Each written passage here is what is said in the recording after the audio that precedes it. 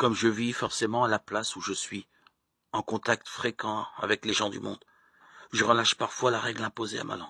Car si je maintiens toujours avec la même énergie le contrôle de moi-même, je sais que je vais faire fuir les faibles et que jamais je ne les attirerai à ce que je désire. Alors il m'arrive souvent de les écouter patiemment, même quand ils bavardent. Mais faible aussi, je me laisse aller moi-même quelque temps au bavardage et me mets à dire volontiers des choses que j'écoutais d'abord à contre-cœur. Je trouve plaisir à patauger là où il me répugnait de tomber. Un guetteur, moi. Le guetteur doit vivre à la fois sur les hauteurs et sur ses gardes. Sur le hauteur, sans que l'entraîne de son poids l'amour des choses terrestres. Sur ses gardes, de tous côtés, de peur que ne le frappent de ses traits quelques ennemis dissimulés.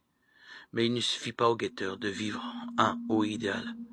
Il faut encore qu'il ne cesse pas, par sa parole, d'attirer ses auditeurs à l'idéal et d'enflammer leur âme de l'amour de la patrie céleste.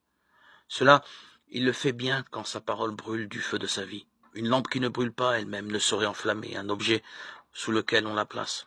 Aussi, la vérité, dit-elle de Jean, il était la lampe qui brûle et qui brille. Il brûlait du désir du ciel, il luisait par sa parole.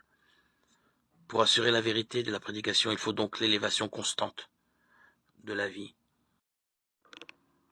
Portons nos regards sur les monuments de la bonté divine, qui nous rappellent tout ce que le Seigneur a fait pour nous, consoler et nous sauver de la main du destructeur.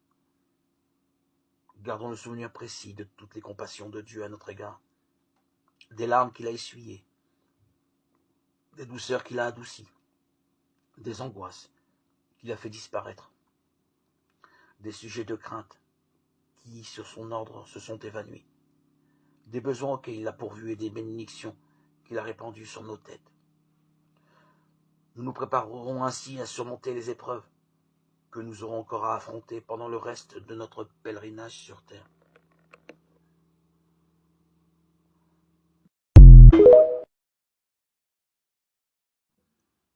Jésus se rendait dans une ville appelée Naïm. Ses disciples faisaient route avec lui, ainsi qu'une grande foule. Il arriva près de la porte de la ville au moment où l'on transportait un mort pour l'enterrer. C'était un fils unique, et sa mère était veuve. Une foule considérable accompagnait cette femme.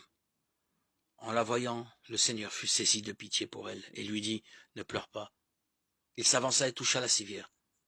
Les porteurs s'arrêtèrent, et Jésus dit, « Jeune homme, je te l'ordonne, lève-toi. » Alors le mort se redressa, s'assit et se mit à parler. Et Jésus le rendit à sa mère. La crainte s'empara de tous, et ils rendaient gloire à Dieu. Un grand prophète s'est levé parmi nous, et Dieu a visité son peuple. Et cette parole se répandit dans toute la Judée, dans les pays voisins.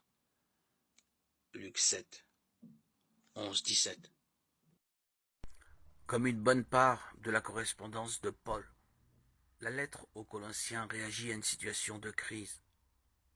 Au nom d'une sagesse supérieure, un courant religieux à la fois très austère par les choix de vie et très spirituel par sa vénération des anges est en train de s'implanter chez les chrétiens de Colosse, selon l'apôtre. Il risque alors de les détacher du Christ. Après la salutation d'usage, Paul remercie Dieu et loue tous les Colossiens pour leur accueil de l'Évangile, la bonne nouvelle de Dieu. Et il prie pour eux. Colossiens 1:12. Insensiblement, la prière s'élargit.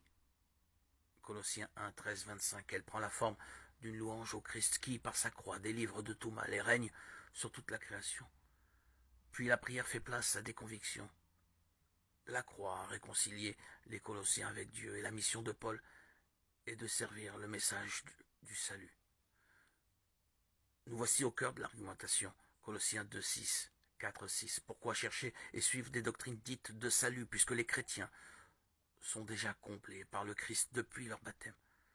Chacun est un être nouveau qui se distingue non par l'austérité mais par la bonté, la patience, la douceur.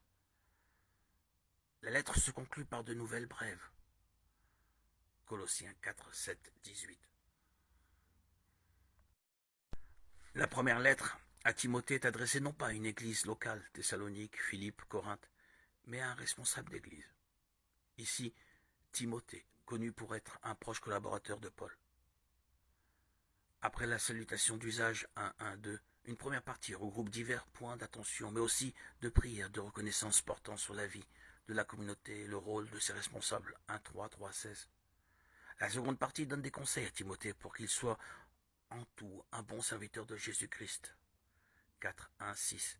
La lettre se termine sur une ultime parole d'encouragement. 6-20-21. Les dernières phrases résument la double mission de Timothée. Garder soigneusement l'enseignement de la foi et combattre tout ce qui le met en danger. En effet, de fausses doctrines sont en train de se répandre, mélange d'idées juives et grecques.